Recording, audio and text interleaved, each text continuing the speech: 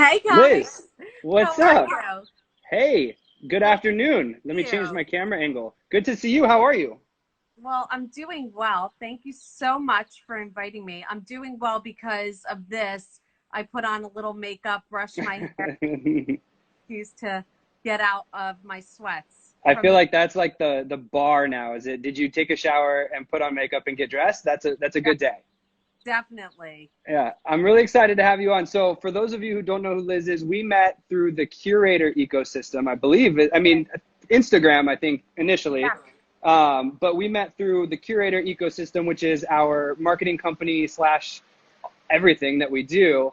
And then we started following each other on Instagram, became, I don't know, quasi Instagram DM friends. And then now I'm just really infatuated with your marketing. You're pretty much a rock star in the Uh, real estate marketing world. I'm And so I wanted to link up with you and talk to you a little bit about how you do what you do, but then also just let my people that follow get to know you a little bit. So first and foremost, tell us a little bit about yourself. sure. Hi, everybody. I'm Liz Novello. I hope that you and your loved ones are safe and well and healthy. Um, I'm a mom first and foremost. I This is my third year in real estate. Jason and I met at a curator conference, which is the only conference that I've been to that my brother hasn't hosted. Your brother, Uh, for everybody who doesn't know, is AJ Vaynerchuk, owner of Vayner Sports. yes, that's correct. Okay, good. And I also have an older brother, and so um, we we connected. I thought what you were saying on stage was really thoughtful and right on. I think that, obviously having a brother that uh, really produces probably the most content I've seen out there um, makes me want to do that and really go in that direction. And I found what you did so interesting because I don't find that a lot of agents are capturing this moment where social platforms are the way to market ourselves. Yeah. Yeah, I didn't tease it that way because I think too often when I see you on these interviews, it's Gary Vaynerchuk's sister Liz. Whereas I think just watching your Instagram, it should 1000% be Liz Novello's brother Gary, Uh, and we should start addressing you properly here because you're a rock star. And so that is how we met. We met at the Curator Conference back in, I think it was in Nashville, very October. quickly back in October, and we've been following each other ever since. And so I'm super happy that you took the time out and you're going to join us today. So first and foremost, tell me a little bit about quarantine in the Novello household right now. How's that going? I mean, you're catching me on a day that we had last week off for spring break. I have a 10-year-old son who's in fourth grade Okay. and a 6-year-old daughter in first grade. So last week, I would have said something else. We are just surviving today of Okay. homeschool. We're back to the grind with school. I'm negotiating contracts in between. My house looks like a disaster, but the perspective that I always keep reminding myself is that I'm healthy, my family's healthy, and that's most important. Yes. But it's definitely, I feel like as positive as you can be, this is a really trying time for so many and a Yes. lot of uncertainties. And even with kids, Yeah. you have a baby and you're dealing with running your business and being more probably in the mix of hearing your son. I'm dealing more with my kids are, yes, more independent, but for some reason I realized that my kids are not as independent as I would have imagined. Um, Something that I should mention is that I was a stay-home mom for 7 years. Yep. And so I got into the real estate game 3 years ago, almost 3 years ago. And it's just been so exciting and such a um, new drive for me that I've never really experienced before. Did I hear right? And maybe it was on Byron's podcast or somewhere along the way that you were a teacher before as well? I was a teacher before having my kids. I was a first grade teacher, which comes in handy with my daughter who loves school. It does not come handy with a fourth grader who's totally not into school. So Yeah. Yeah. So at least a little bit of it. I mean, more so on the macro of you're a mother and you were a teacher. I think those are both very transferable skills into the real estate world. you know what's so interesting? I really feel that those skills of managing my my classroom of 26-year-olds, right? And then becoming a mother, which is, there's no harder job that I've ever had in my lifetime, and one that never ends and continues. Right. It allows me, you know, I'm managing my own children's, my household, my husband's life. I'm the controller of all. So to bring on clients, it's just an extension of my skills, because I think that that's what we do. We help, we guide, we educate, we care. So it's just been an easier transition for me, because I feel like it's what I do. Yeah. It's who I am anyway. Yeah. I see that obviously through the lens of social media, but I can just see it in not only the quality of what you're, I'm sorry, the actual content of what you're posting, but in the captions, like in your storytelling ability. I don't know. You have some really, really good transferable skills. And I think that's throughout your years that you've just picked up along the way. I think that's really, really good. Before I jump into it, because again, I can't stress this enough.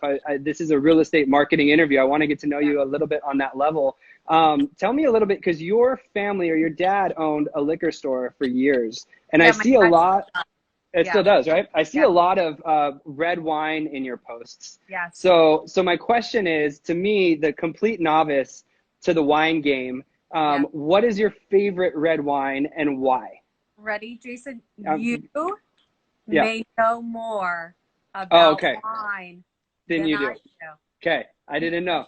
I literally don't know what I'm talking about. I just drink what's in front of me. And That's so not a bad strategy, though. Listen, a funny story. My bridal shower was hosted at my parents' house, and we obviously had cases of wine, but my mom and I did not know how to open the bottles of wine. No way. So my friend stepped in. We just drink what's in front of us. Was your dad embarrassed at that moment, or? My dad may know the story or may not. He might think it's just taking care of his girls really well. I don't know. Yeah. But for me, it's funny. When I first started drinking wine, you know, wine is always at our table and family dinners, but I really love very sweet wines. I think that's the first transition for me, was Rieslings. And so I drank that for a long time. And then I built into white wine. And this year I turned 40 and we went to Napa, and it was mind blowing. And I just think, like, I don't know if it was just the environment or anything like that, but I drank some awesome wine that I can't even tell you about because I don't recall. And I'm like the type of person that will text my husband when I'm out with my girlfriends and say, which wine should I order? So it's a skill that I need to learn, but I'm super into red wine right now. Good. Okay. Because I'm very similar. I kind of just drink what's there. I've started to develop a taste, but you know, what's funny is my wife, who's a little bit more of a connoisseur than me, she hates it when I try to pretend like I know what I'm talking about, because I totally will fake it. And I'm like, oh, this is definitely aged in the old world. I have no idea what I'm talking about. Can't fake it. Have no clue what I'm talking about. It's so funny. Okay. Real estate related. So you've been in the business for 2-3 years. You said 3 years? Yep, just started my 3rd year in January. And you've been in New Jersey the whole time, but you joined a team. You're with am I saying Gosling Group? Yes. So funny enough, my first year I started at a small boutique brokerage. Okay. And right away I knew that it was a stepping stone. And I think like where a lot of people kind of can relate is like, if you're a mom and haven't been in the industry, maybe you lost a little bit of who you are and what you could do. And so I always knew that was my stepping stone, but I quickly learned like, this is not where I'm meant to be. And I think just coming with age, I realized like, there's no time to waste. I'm a person that loves comfort and stability, but I knew that if I wasn't going to push myself out of this environment, that why even do anything? And so I found Caroline Goslin, funny enough, at my brother's conference, Agent 2021. Yep. I think it was either the first year or the first year that he hosted it. And she stood up and she asked a question, and I looked her up because she, you know, Prominent Properties Sotheby's is on Milburn Avenue, directly diagonal from my dad's store. So I was kind of curious. And I saw that she was putting out these videos that just really spoke to me. They were really well made. And that's totally the direction that I knew I was going in. I want to make videos, and, you know, hence being Gary's sister, that's the only way that I truly think marketing should go. And so I watched a lot of her videos. And then I just asked her to meet with me. Yeah. And I think she was really surprised when I was like, listen, I want to be on your team. I want to learn from you. I want to grow with you. And we've been together and with the team since. So, yeah, it's been great. So you mentioned the videos. What type of videos caught your eye? What type of videos was she putting out? I mean, listen, we know this, you know, it's just like hers are very thought out. Her and I have different styles. And I just thought that she made beautiful videos of home tours.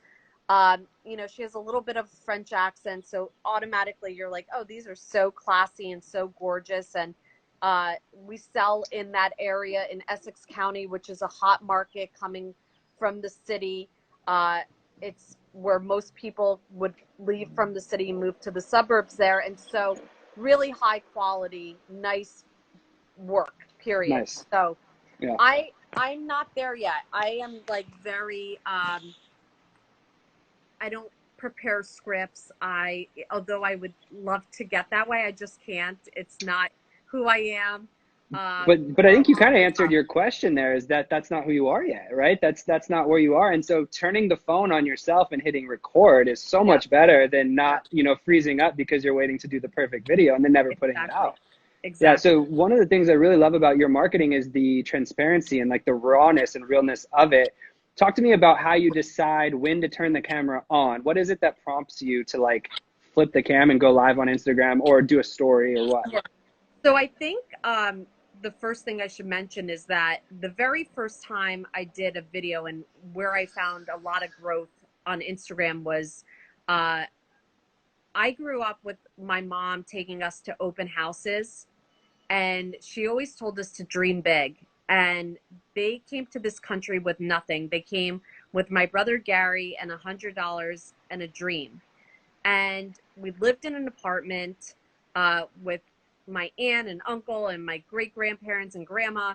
And my parents just built. They just kept working. My dad just kept working hard, and they really dominated so quickly. My dad, within 5 years, was a stock boy in a liquor store and ended up in 5 years owning it. So just really hardworking people. So I think at the end of the day, where I really made my entrance was not even by choice. I did a video showcasing this home tour.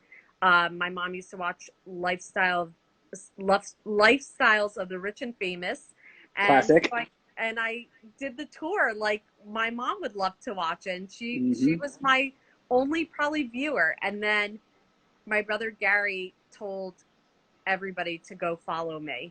Yeah. And so for 2 hours, my phone blew up from like, I want to say, I don't even know, 500 followers to 15,000 followers. And then he called me and said, you better effing do this every day. Yeah. And I was like, oh my gosh, okay. And I just did it. I just did it. And now for me, I have been posting for probably a little more than 2.5 years every single day. There's not a day that I don't post. Rain, shine, sick, healthy, death, happiness. I'm posting. I want to, I don't want to, post, post, post. And it's not enough. I could do more, but I'm doing what feels right for me, meaning I really love engaging with my community. I really appreciate and build like so many amazing relationships. Hence, like we connected on Instagram, just having that platform. So for me, it's based on, now it's just so second nature. And I really think that I take to heart something that I always told myself and I learned from my brother is that I'm documenting and not creating. So he always talks about document, not creating. Yep. And so everybody wants to see the inside of a home. or like I one time Yeah, read it like a magazine that people open medicine cabinets at other people's homes. they do. And I don't do that, but like I people are definitely interested in what's going on inside a home. And so I just, little by little would start to showcase homes and from there just more openness about who I am and my life and where I'm coming from. I think one of the things you do really, really well too is, and maybe it's through the documenting, not creating, but you put out content both for your people there in Short Hills, New Jersey, but then also for like the agent community, like a little bit of a behind the scenes, like this is what life is like as a third year agent on a team with 2 kids. You know what I mean? You're very open as to what you're going through, but then also you put out really good community content for your area. Yeah. And I think it's a good mix of both, especially with you, in a sense that you had an initial influx of followers from your brother who were probably all real estate agents or people in that space. Sure. So by staying in contact with them through like content for agents, you're staying top of mind for referrals. You know what I Yeah, mean? For agent to agent referrals. And I definitely. think that's really important. Yeah, Um, I believe it or not a whole lot of agents. I wouldn't even say a lot of my original community were agents. hmm, It was a lot of entrepreneurs that just really loved my brother, hmm, and so they were like, "Okay, we'll follow the sister." Or I hmm, think a lot of people were just curious what Gary Vaynerchuk's sister is like, you know. probably. Yep. And then I think they realized, like, I'm like you. Hmm, I'm like everybody. hmm, My brother has an amazing gift, an amazing brain, amazing way. He's super kind and generous. And I mean, he is that way since the moment I met him. And so I think they were just curious and for people to recognize that I'm like you and you could do it too. And I have all the answers, but I'm making it work for me. yeah. Tell me about the 1 or 2 marketing channels that you find are the easiest to use and your favorite. What do you like to Sure. do? I mean, honestly, like for me, stories. I think Instagram that, stories, yeah. yeah, I just think that that's where it's at. Um, I I feel like my attention span for consuming anything right now is so minor Hmm. that I can flip through the channels on stories, but I don't ever really consume post. Yeah. Um, Yeah. I think so. Instagram obviously is like my place, my like where I feel like I really connect with so many people. I would say like a lot of people don't think of this, but like texting for me is a big game. Yes. I think a lot of people forget. People tend to want to communicate fast.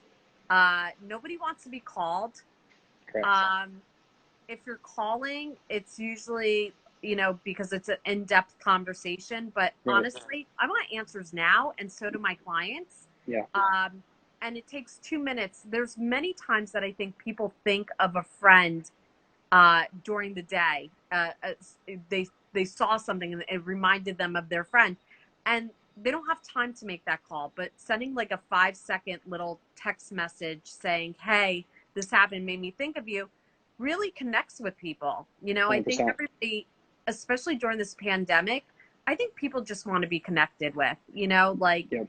um, and I think people don't want to waste their time. So I'm not looking to waste anybody's time. And I think that text messaging is something that agents should use more of. And it's so easy. You do it every day. Most agents do it every day anyway in their life. Either they're texting their spouse what's for dinner, or they're texting their clients. And so I'm engaging a lot on text messages, even during the pandemic, to connect with people. It's a good kind of segue into the next question because I've been doing Ask Me Anythings on Instagram and on Facebook Nice. and things like that. And I have a lot of real estate agents that follow me. And so they ask me questions. And one of the biggest ones that I get, and I'd love your take on it, is how have you shifted your messaging during this last 6 weeks or so, right? I What's mean, changed? what changed? I mean, so much has changed. Yesterday was the first day in 40 days, but who's counting? 40 days that I got to show homes to a client. And Was it because uh, you guys weren't essential and now you are? Is that? No, it was because New Jersey is so impacted by the pandemic, Mm, um, that, you know, there were a lot of questions, and my clients uh, weren't willing to come out of the city. They were escaping to upstate New York or to the Hamptons, yeah. or anywhere they can go. Um, and also, just for myself, I wasn't willing to really take any chances. What really pushed me was the clients that I was working with literally a week and 2 weeks prior to the everything going down. They were coming, and we started the first time home buying experience, and now they escaped to upstate New York, and they're living at their parents' house and with a baby, and they don't want to go back to the city. Yeah. And I just felt like I can't leave them to have nowhere to go. Yes. And so I was fully geared up, mask on, gloves, Lysol, booties. I mean, literally, like my parents got me a mask that I can't even breathe like in myself. It was so legit. Yeah. And so I took them out. I opened the doors. We FaceTime. And we did it, and I felt good that I was able to provide them with that experience, and that I think we found them a home. And immediately come home, shower, wipe down the car, wash my hands, the whole shebang. Really, really being protecting of myself, my clients. During this pandemic, they have to sign these disclosures. Yeah, It's we like have them too. that's like a whole nother ball game to get signatures. But honestly, Jason, like maybe 2 weeks back, I was watching the market, and really what pushed me was that I was sitting on a property that was vacant that I had a list, and the pandemic came, and I told them, let's wait, let's see what happens. Um, and then 2.5 weeks ago, I started noticing homes going under contract, Hmm. and days on market being, minus the pandemic first couple weeks, not that long. And so I No. called my sellers of the estate, and I said, it's time. And they trusted me, and we literally listed it. Within 2 hours, there was a showing. We had multiple offers. Within 24 hours, we were, in attorney review.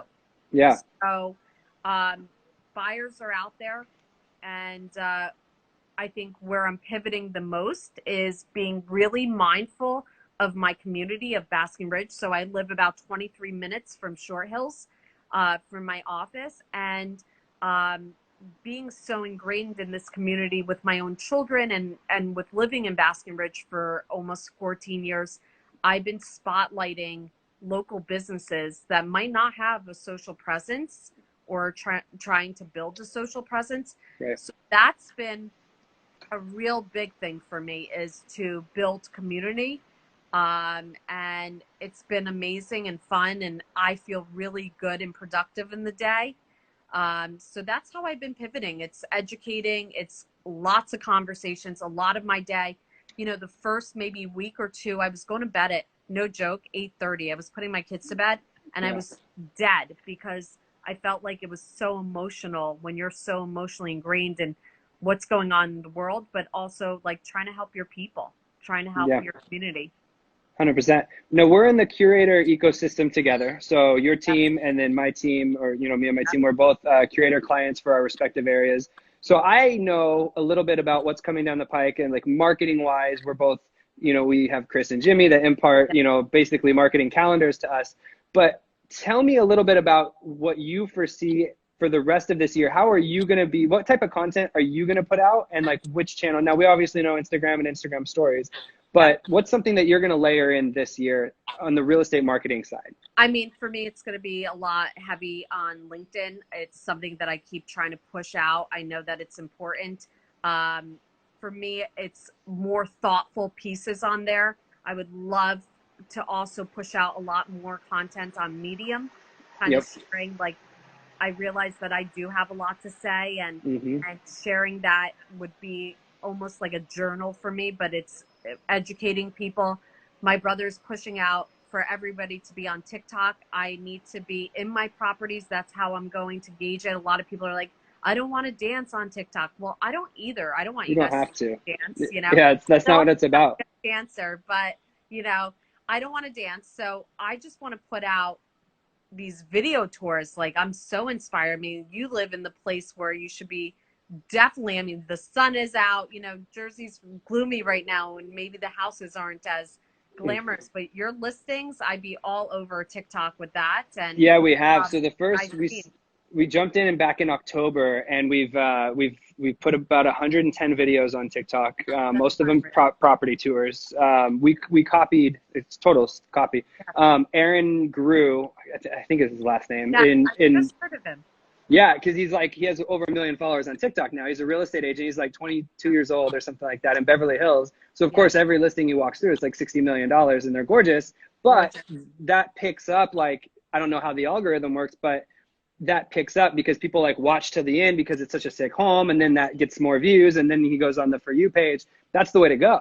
And the funny part is like going back to even like just documenting, not creating. There's people out there that even if it's a New Jersey normal home, like you're talking about, want to see inside it. We have like this voyeuristic like thing inside of us that we like to see inside other people's like house. It's weird. Closets, house, like Everything. everything. And honestly, like, even if you're not in the market to buy, people have sent my videos for, like, we had this container home. Like, where do you see container homes in New Jersey? That one was like a big push. But something that's so funny is, like, I never really watch and view insights. I think it's so critical, and I think a lot of agents kind of get really paralyzed by like wanting people to like their post, or just like nervous to put out content. I never really look into the insights as probably maybe I should be doing, but I'm not worried about that. I think the more you produce out there, somebody's gonna, you know, be interested, and so 100%. gravitate to you. So I think it's just important to push out content that you truly believe in. And so I would like to do more on every platform. It's, you know, every day I'm like, okay, I got to do this. But something that I noticed that agents do, and even for myself, and why I don't put out, and it might be an excuse, as my brother would say, but for me, the same content does not go on every channel. Like, I can't stand when I Correct. see, and I do it. I'm like, definitely have done it just because I'm like, okay, let me just put out something. Um, but I think that it's important to recognize the sphere, the people that are on those channels for you, and really push out content that they would gravitate to. So people on my Facebook, I really held on tight for my Facebook to be private because a lot of my family was on there, my children that I tend not to really show. Yeah. And so, and again, you know, I am Gary Vaynerchuk's sister. So some of those early pictures, like, you know, I don't want to invade almost Sure. privacy in some way. Yep. But I just realized, like, it's going to be fine, and I'm going to put out more. It's just very interesting to see my Facebook community versus Instagram. Yeah. Instagram, totally not a lot of my everyday friends, believe it or not. Not a lot Yeah. of my everyday friends, but friends that I've created. And Facebook feels more like more of family, but now I'm really converting it because this is who I am. You know, I'm an Yeah. agent, I'm a mom, I'm a friend. That's it. But that's who people want to work with. Like, we're in a service business. We don't sell a widget. And so we're selling ourselves on a daily basis. So that's why I've always thought it was kind of weird when people had like a business profile and then a personal profile, like on Instagram. I'm like, but that's the same person. And I understand, like, you want a Yeah, personal life, but that's part of the brand that you're putting out, even down to what you wear and like your sure. persona and your brand. And that's exactly why people hire you. Absolutely. People want to work with you. You know what? I always say, like, yes, you are your brand. I mean, obviously, I learned this from, again, my brother is who I take all of my knowledge from. Something funny about somebody said to me, who do you really, you know, follow? Who do you listen to? And the truth is, I really only listen to two people. My brother, Gary Vaynerchuk, Yep. who I think is, you know, super smart and brilliant and knows what he's talking about and executed on so many levels, and Tom Ferry. Mm-hmm. It's funny story. At Agent 2021, I literally was in the business 72 hours, and So I met so Tom that's the Ferry. first Agent 2021 then, 3 years ago probably, right? Yep, I was at the second. I was at 2019. got it. Yeah. So I Okay. was there So you're too. 2018. Got it. Yeah, I was in the business 72 hours, and I met Tom Ferry and Chris Smith, you know, Yeah. and really just had a connection with both of them, and still still thinking that, you know, those are the best relationships I made in business, You and started really high. Like you really set the hot. bar really high. And I remember talking, saying, "Oh, well, Tom said this," and someone's like, "Are you talking about Tom Ferry?" I didn't even know that he was You the just thought guy. it was Tom from Orange County over there, That's like that cool right. guy with the glasses and the vest. I was like, yeah, dressed nicely. I liked it. So I didn't realize. And then Chris and I just had like an instant connection, and he's amazing too. And I really like him. And so, yeah, I just feel like for me, it's all about brand, and you are your brand. I think people get confused. People buy from people. Yeah, People, that's it. that's That's it. where the game is. So, Especially in the service game. Yeah, again, we're not selling a widget, or we're not selling a $4.99 flashlight on. We're selling ourselves, yeah, and so and that's it, and it all goes into that branding. for sure. I want to be respectful of your time because we're at 30 minutes, so I want to ask one last question, and then I'll let you get Sure. back to the fam because I know you're on the East Coast too. It's 5 o'clock. You're probably going to be coming into like dinner time and stuff like that. Yeah. Talk to me about your first 3 years in the business. You've mentioned that you're there. What's one thing that you would say to somebody who's watching this who's also in their first 2 years, that like a hurdle that they can avoid or something that they should be doing that they're not? Sure. So I think the first thing that you should know about me is that my first year, I only sold one house. I only sold three. Like that's you see those stories a lot where people are like, I sold 20 homes, and I mean that's fantastic, but that's probably not average. Sold one house. Yeah. That's it. And so I think a lot of agents don't want to show that. I sold one house in the 11th hour. I just checked in on those clients the other day to make sure they're doing well during this pandemic. And You always remember your first sale, right? Your best clients. Yeah. yeah. Good. You know, I had high-end rentals in New Jersey. You can have $5,000-$6,000 rentals. You know, Okay. the hookup with my brother, I helped an NFL player. That was my first rental. Didn't know what I was doing, and so that was the first thing that you should know, that it's not all what you think it may be. It's not as glamorous. It's hard work. It takes time. But anything that's good in life does. And so this is not instant, right? And I think that something that I've been sharing, I used to put a lot of eggs in one basket. And I'm in year 3, and I realized I want to put quality eggs in a basket, but I want baskets. I like that. One basket, it's traumatizing and it's sad, and you're going to get those war wounds when you've been working with a client and then all of a sudden they ghost you and you're like, what? Yeah. We're friends. You're not friends. They Yeah. ghosted you. They don't feel that connection. So I think people really feel when someone's being authentic, not just desperate for business, right? Yep, 100%. Especially in your first 3 years, because it's fantastic advice. But in your first 3 years, more than likely in this industry, you're probably working with the buyer leads that come into the team, not the listings. And buyers tend to be the ones that, do work you around for a couple months, and then they decide not to buy, or they go to an open house and then sign a contract with the listing agent or something like that. Whereas listings, once it's signed and on the market, for the most part you're going to have the listing for the next few months. Buyers are a little bit more sporadic when it comes to that. So putting your eggs in one basket, getting caught up on one buyer, working with them for 2, 3, 4 months, showing 10, 15, 20 homes, and all of a sudden they're gone. That's a very real thing that happens. Jason, I ate so much humble pie my first year. It was disgusting. It was not where I thought I would be.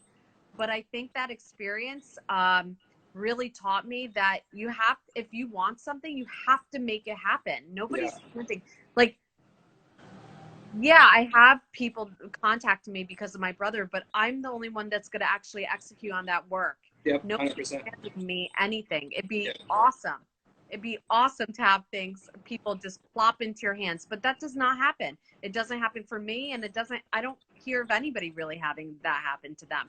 You got to work for it. So I think just diversifying, making yourself stand out, not being afraid. My first year of real estate, I was a secret agent. I wrote a post on how I didn't really share because I was scared to fail or not be a good agent. But my second year came out with half the listings and half the sales of being sellers. And this is my third year, and no joke, Jason, it's crazy. Right before the pandemic, I already had the best quarter. Not even the quarter wasn't even up. Had the best quarter my whole start of this career. Yeah. And I was closing them like boom, boom, boom, and then pandemic. So just really pivoting, really not letting your circumstance get to you. Yes, pandemic, but you know what? You still have a phone. You have social media platforms. Get on it.